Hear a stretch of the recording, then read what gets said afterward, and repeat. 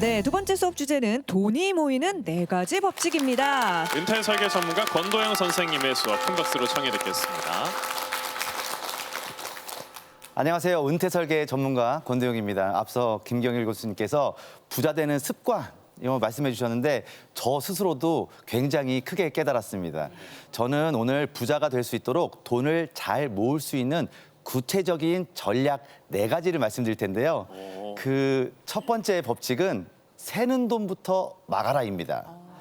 사실 많은 분들이 부자 되려면 돈을 많이 벌어야 된다고 생각하는데 돈을 아무리 많이 벌어도 돈이 여기저기 새나간다면 어떻게 될까요? 뭐 모을 수가 없죠, 사실. 그렇죠. 밑 빠진 독에 물 붓기죠, 뭐. 사실 열심히 벌어도 관리되지 않으면 결국 내 손에 남는 돈은 거의 없게 됩니다.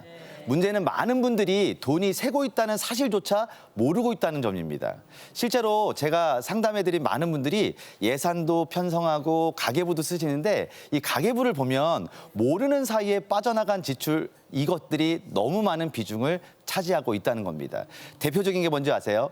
통신비, 보험료, 그리고 전기세나 난방비 같은 고정 지출입니다. 그래서 지금부터 이런 지출들을 어떻게 새어나가는 돈을 막을 수 있을지 하나씩 차근차근 알려드리도록 하겠습니다. 첫 번째로 통신비를 정리해 보도록 하겠습니다. 통신비요? 여러분들은 한 달에 휴대폰 요금 얼마나 나오세요? 최소 5만 원 나오는 것 그렇죠, 같아요. 보통. 예. 아무리 아껴 좀 그렇죠. 써도. 대부분은 4, 5만 원, 많게는 10만 원 이상. 그런데 알뜰폰으로 사용하면 적게는 1만 원 이하의 저렴한 가격으로 이용할 수 있습니다. 알뜰폰이요? 10,000원 이하요? 어떤 건가요? 예, 알뜰폰은 여러분들이 잘 아시는 대형 통신사의 망을 빌려서 좀 저렴하게 요금제를 제공하는 브랜드라고 보시면 됩니다. 그런데 싸다고 해서 통화 품질이 나쁘거나 네. 데이터 속도가 느려진다는 이런 오해를 하시는데 전혀 차이가 없습니다. 아, 그래요? 사실 가입 방법도 굉장히 쉬워요. 어르신들도 쉽게 할 수 있습니다. 인터넷에서 알뜰폰 요금제 비교를 검색해 보시고 본인에게 맞는 데이터와 통화 조건을 고른 다음에 마음에 드는 요금제를 선택하시면 됩니다. 그럼 뭐 가입- 개인정보와 유심 받을 주소 정도 입력하시면 유심이 택배로 오게 됩니다. 그 휴대폰에 새 유심을 갈아 끼운 다음에 전원을 껐다가 켜시면 모든 게 끝납니다. 대리점에 안 가시고 집에서 혼자 개통도 가능하다는 거죠. 부부 통신비 기준으로 한 달에 16만 원 정도가 나온다면 월 5만 원에서 한 8만 원 정도 아낄 수 있는 건데 네네. 5만 원이 줄어든다고 생각하시면 연으로 1년이면 네. 60만 원이니까 그러네요. 이 60만 원 결코 적은 돈이 아니기 때문에 휴대폰 요금이 많이 나오는 분들은 알뜰폰 사용하시면 통신비 고정 지출을 충분히 아낄 수 있습니다. 그러면은 그 뭐 가입 요건이 따로 정해져 있고 이런 건 아니에요? 네, 가입 요건 따로 정해져 있지 않으니까 누구나. 물어보시고 스스로 집에서 해보시면 좋겠습니다. 저희 아내는 저랑 만나기 전부터 알뜰폰을 쓰더라고요. 그렇구나. 예, 네. 그래서 만났어요. 아니, 철규 씨도 그럼 쓰셔야죠, 이제. 저는 가족끼리 묶여 있는 결합 할인이 아, 많아가지고 예. 네, 저도 나름 알뜰하게 쓰고 있습니다. 예, 좋습니다. 알뜰하게 통신비를 아꼈다면 다음은 바로 보험입니다. 특히 60대 넘어가면 새로운 보험 가입하기 어려워지죠. 그렇기 때문에 지금 가지고 있는 보험을 잘 정리하고 분석해 보는 게 중요합니다. 보험은 이제 보험금을 받아야 될 때가 왔으니까 잘 정리해 보시는 거 중요하겠습니다. 많은 분들이 어려워하시는데 정리법 아주 간단해요. 우선 보험료 점검해 보시는 건데 불필요한 지출일 수 있습니다. 이걸 합리적인 소비 차원에서 중복되는 보장은 정리하시고 과한 부분은 줄이는 겁니다. 그 비용으로 부족한 보장을 또 보완해 나가면 된다는 거죠. 예를 들어 실손보험을 2개 가지고 있다면 보험금이 2배가 나올까요? 잘 모르겠어요. 아, 그래요? 너무 예. 어려워요. 네. 실손보험은 실제 손해에 대해서만 보장해주는 보험이기 때문에 네. 병원비 안에서 각 보험사가 아. 책임 금액에 맞춰서 지급하는 비례 보상 방식입니다. 그래서 하나만 제대로 가입해서 잘 유지하시면 참 좋겠습니다. 아, 그러니까 뭐 2-3개 할 필요 없이 하나만 잘 가입하면 네, 되는 거죠? 그렇죠. 두 개가 있다고 중복 해서 보장이 안 된다는 같은 질병을 또 두 회사에서 나올 수는 없다. 네, 맞습니다. 예. 그리고 이제 갱신이 되는 보험들이 있어요. 뭐 그런 갱신되는 보험들은 갱신 시점 전에 사전 계획을 세우시고 특히 매년 또는 3년에서 5년마다 보험료가 갱신된다는 것은 보험료가 오른다는 뜻입니다. 네네. 특히 실손보험은 1년에 한 번씩 올라가거든요. 처음엔 얼마 안 냈는데 어느새 보험료 부담이 커지게 될 수밖에 없는 거죠. 이럴 때 아무 생각 없이 그냥 갱신 계속 해버리시면 앞으로 계속해서 비싼 보험료, 특히 은퇴한 다음에 수입도 없어지는데 계속 보험료 낸다는 거 힘든 부분일 수 있습니다. 그래서 갱신 3개월 전부터 이 보험이 정말 나에게 필요한 건가? 체크해 보셨으면 좋겠어요. 예를 들어 제가 운전자 보험 한번 말씀드려 볼게요. 운전자 보험은 갱신형과 비갱신형, 그러니까 보험료가 올라가는 것과 그렇지 않은 게 있어요.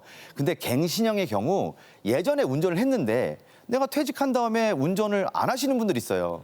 근데 그 운전자 보험을 그대로 유지하는 경우 퇴직하는 경우에는 계속 보험료는 올라가고 비용만 지불하게 되는 거죠. 대중교통 이용하시고 이렇게 하시는데도 월 3만 원에서 많게는 5만 원까지도 지출할 수밖에 없는 겁니다. 이 보험 지금도 필요할까요?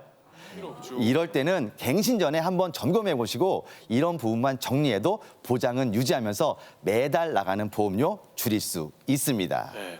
근데 사실 보험은 가입할 때도 너무 어렵지만 내가 어떤 보험에 가입을 했는지 어떤 보험사에 그 보험이 있는지를 나중에 되면은 막 정리가 안 돼가지고 헷갈리기도 네. 하고 다음에 봐야지 이렇게 하다 보면 돈은 나가고 막 그렇게 이걸 좀 하더라고요. 한 번에 정리해 줄 수 있는 뭐가 있었으면 맞아요. 좋겠어요. 그러면 좋겠어요, 뭔가. 그래서 보험 보장 및 분석을 비교해주는 아주 괜찮은 사이트가 하나 있습니다. 한국신용정보원이 각 보험사로부터 제공받은 보험 정보를 바탕으로 개인의 자신의 보험 가입 현황과 그리고 세부 보장 내역을 한 곳에서 확인할 수 있는 내 보험 다 보여 서비스.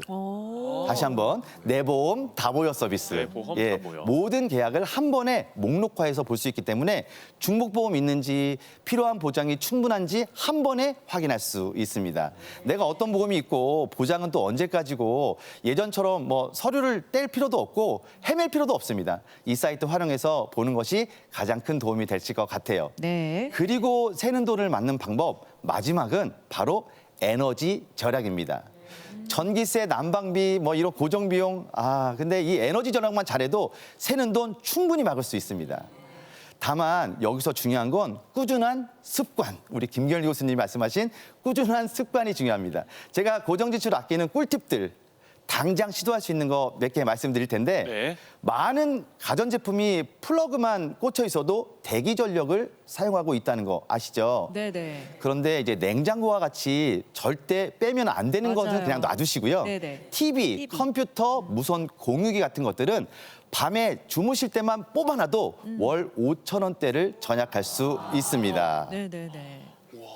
아니 그렇게만 해도 절약이 돼요? 우와 되게 신기하다. 이거- 아니 그리고 올 겨울 같은 경우에는 난방비로 많이 나가잖아요 돈이. 혹시 맞아요. 난방비를 줄일 수 있는 방법은 또 없어요? 심지어는 뭐 겨울철에 난방비를 폭탄이라고 표현하기도 하시더라고요. 네, 맞아요. 예, 오늘 난방비 절약하는 법 몇 개 알려드릴 텐데 오늘 첫 번째는 겨울철 실내 온도는 20도를 유지하시는 게 좋겠고요. 더불어 내복이나 수면 양말 같은 보험 아이템 활용하신다면 아주 좋겠습니다. 이렇게만 해도 월 5천 원은 아낄 수 있습니다. 또 사용하지 않는 방, 사용 빈도가 적은 방에 온수 밸브를 잠그면 불필요한 난방비가 줄어들 수 있는 거죠. 그리고 외출할 때 보일러를 아낀다고 아예 꺼놓는 분들이 있어요. 네네. 그런데 집이 완전히 식은 상태에서 다시 난방할 때 더 큰 에너지가 들 수 있기 때문에 잠시 외출할 때뿐만 아니라 어떻게 그 외출 모드로 좀 해놓는 외출 게 모드. 중요하다라는 말씀을 드리겠습니다. 알겠습니다. 보일러를 껐다가 다시 켜면 많은 에너지 소모하니까 또 배관 동파될 수 있을 가능성이 네. 있기 맞아요, 맞아요. 때문에 외출 모드 꼭 나중에 돈이 기억하겠습니다. 더 크게 들어갈 수 그럼 몇십만 원 있습니다. 더 네, 나가요 또. 그러니까요. 이 집에 가서 작은 이 생활 습관만 바꿔도 돈을 절약할 수 그렇습니다. 있다라고 말씀해 주셨습니다. 네. 두 번째는 뭘까요? 두 번째 법칙은 돈이 들어오는 구조를 잘 만드시는 겁니다. 세는 것도 중요하지만 돈이 들어오는 구조를 촘촘하게 잘 만드는 거죠. 국가에서 주는 연금을 제대로 활용하시면 됩니다. 노후에 가장 안정적인 수입은 내가 번 돈이 아니라 매달 국가에서 주는 돈. 여러분들 많이 알고 계시는 국민연금. 국민연금이죠. 네. 근데 이 외에도 받을 수 있는 연금이 많아요. 잘 몰라서 신청을 안 하시는 분들이 많은 대표적인 것이 바로 기초연금입니다.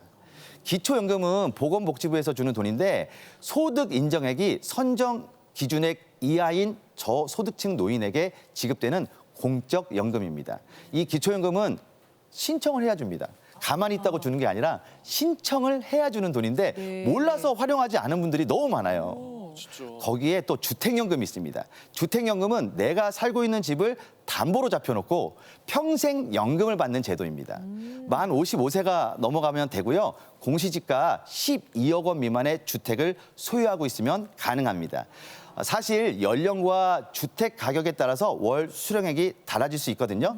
하지만 평균적으로 보면 월 200에서 500만 원 정도 평생 연금 수령 자체로 이게 사실 받으면 건강보험료에도 영향을 주지 않고 세금도 늘어나지 않을 수 있으니까 이런 부분 참고하셨으면 좋겠습니다. 다만 네. 주택을 보유하고 있기 때문에 재산세나 종부세는 영향을 줄 수 있다는 거 요것만 유념하시면 좋겠습니다. 정부에서 받을 수 있는 게 생각보다 많네요. 그럴까요? 네. 근데 집은 없고 땅만 있으면 어떻게 네. 해요? 그러면 네, 좋습니다. 그거는 바로- 또 받을 수 있는 게 있나요? 농지연금입니다. 농지연금. 예, 60세 이상 고령 농업인이 농지를 소유하고 있다 하면 이 농지를 담보로 매월 노후 생활을 연금처럼 받을 수 있습니다. 60세 이상 영농 경력 5년 이상 되시면 농지연금을 신청할 수 있고요. 65세에 신청하면 농지 가치 1억 원당 월 수십만 원 정도를 매월 받을 수 있고요. 정확한 금액은 연령과 선택한 지급 방식, 내가 기간을 정해놓고 받을 것이냐, 평생 받을 것이냐 이런 방식에 따라서 달라질 수 있습니다. 안정적인 노후 소득의 하나라고 보시면 될 것 같고요. 다만 담보로 소유한 농지가 불법 건축물이 있거나 농작업을 위한 농기계 진출입이 어려운 농지다. 아니면 가입이 제한된 농지라 하면 어려울 수 있습니다. 인터넷에서 농지연금 가입 조건을 확인해 보시고 신청해 보시기 바라겠습니다. 네. 기초연금 같은 경우에는 신청해야 받는지는 사실 좀 네네. 몰랐거든요. 네. 그 그러니까요. 외에도 받을 수 있는 연금이 다양하니까 많아요. 좀 예. 알아보시는 게 좋을 것 같아요. 네. 세 번째 법칙. 세 번째 법칙은 바로 목돈을 흐르게 하는 게 중요합니다. 목돈을 그대로 쥐고 있으면 사람들 위험에 빠질 확률이 높습니다. 보이스 피싱도 4차 산업혁명입니다. 요즘 내 돈 노리는 사람들 너무 많죠. 그런데 중요한 건 뭐냐면 내가 보이스 피싱 전화 안 받으면 그만 아니냐라는 분들이 계신데 사실 집안에 그 돈 노리는 애들도 하나씩 키우고 있을 수도 있습니다. 사실 아니에요. 아, 보실 그래요? 거죠, 제 네, 시청자 좋습니다. 여러분들? 예. 예, 목돈 좋은데요. 매달 그 날짜에 꼬박꼬박 들어오는 게 가장 중요하다라고 보시면 됩니다. 뭐 보이스피싱 전화도 끄떡 없죠. 미안하다 이번 달 건 썼다. 돈이 없다. 예, 돈이 없다. 그래서 이 네. 목돈을 흐르게 할 수 있는 방법 우리가 한번 알아보면 좋겠는데요. 맞아요. 요새는 현금의 가치가 떨어진다고 해서 그렇죠. 뭐 가지고만 금 있으면 사놓고. 이게 또 맞아요. 자산이 늘어나진 않잖아요. 네. 그래서 배당 ETF나 S&P 500 같은 장기 투자 자산을 활용해서 배당과 성장 두 축으로 매달 그 날짜에 꼬박꼬박 나올 수 있는 현금 흐름을 기대하면 좋겠습니다. 먼저 배당 ETF는 배당을 꾸준히 주는 그런 상품이라고 보시면 되는데 여러 기업에 자동으로 분산 투자하는 거예요. 그리고 정기적으로 배당금을 주는 상품이라고 보시면 될 것 같습니다. 개별 주식을 직접 고르지 않아도 마치 월급처럼 현금이 들어오는 장점이 있는 거죠. S&P 500 지수 펀드는 미국의 기업 중에서 1등부터 500등까지를 펀드로 만들어서 상장시켜 놓은 펀드라고 보시면 될 것 같습니다. 500개 우량 기업에 한 번에 나누어 투자하는 상품인데요. 미국 경제 전체에 투자한다라고 생각하시면 될 것 같습니다. 장기적으로 안정적인 성장을 보여주고 있고요. 장기 투자형으로 요즘 많이 각광을 받고 있습니다. 투자 방법도 생각보다 어렵지 않아요. 증권사 앱에서 계좌 만드시고요. 그다음에 배당 ETF나 S&P 500 지수 펀드를 매달 일정 금액씩 꾸준히 사모으면 되는데요. 매일 사는 방법도 있습니다. 그런데 주식을 하는 분들 가장 흔한 실수 하나가 있어요. 뭐예요? 주식이 조금 올랐다고 신나가지고요. 지출을 확 늘려버리는 겁니다. 오늘 올라갔으니까 삼겹살 사 먹자 막 이렇게 하시는 분들이 있는데 그렇죠. 아, 주식이 내 돈인데. 올랐다고 생활비나 소비를 늘리면 그건 사실상 그만큼 돈을 잃은 거죠. 마이너스네요. 팔아야 네. 현실적인 수익이 되는 겁니다. 가장 현명한 방법은 배당금으로 들어오는 돈만 사용하시고 투자 자산 자체는 그대로 유지하시는 게 중요하겠습니다. 이렇게 해야 자산 지키면서 현금 흐름은 안정적으로 가져갈 수 있는 거죠. 근데 여기서 중요한 거 한 가지가 있는데요. 모든 투자 상품은 수익도 있지만 함께 손실 위험도 항상 동반한다는 것을 기억하시길 바라겠습니다. 그럼요. 투자를 하실 때는 항상 또 신중하게 잘 꼼꼼히 파악한 다음에 하는 게 가장 중요하다는 거 맞습니다. 잊지 않으실 거죠? 네. 네. 그리고 네. 마지막 법칙, 바로 취미를 돈벌이로 바꿔라입니다. 뭐 나이 들어서 무슨 취미로 돈을 벌어요 하는 분들이 가끔 있으신데 완전히 잘못된 생각입니다. 요즘 중년층에서 돈 잘 버시는 분들, 취미를 돈벌이로 바꾸신 분들 고소득은 아니어도 꾸준한 소득을 만드시는 겁니다. 월 20만 원, 30만 원, 50만 원. 이거 별거 아닌 것처럼 들리시죠? 그런데 이게 평생 매달 그 날짜에 꼬박꼬박 들어온다면 삶의 안정감 완전히 달라질 수 있습니다. 나는 취미 없어요 하는 분들, 그런 분들은 내가 이미 해본 것 중에서 찾으시면 됩니다. 예를 들어 나는 반려동물 키우고 있다. 그리고 동물을 너무너무 좋아. 그러면 이 취미를 활용해서 산책 대리인으로 돈을 벌 수 있는 거고요. 내가 가정주부인 분들은 청소, 요리 등에 특화되어 있겠죠. 이걸 살려서 그 다음 자격증을 하나 얻으면 굉장히 도움이 될 수 있습니다. 예를 들어 뭐 조리사 자격증을 딸 수 있고요. 한식 기능사 자격증도 딸 수 있습니다. 이 외에도 요양보호사, 지역사회 전문가, 병원에 요즘에 가서 너무 키오스크도 많고 힘들잖아요. 그래서 병원 동행 서비스 매니저도 있습니다. 네. 사실 그런 거를 또 배우러 다니면서 삶의 활력을 또 얻을 수도 그럼요. 있고요.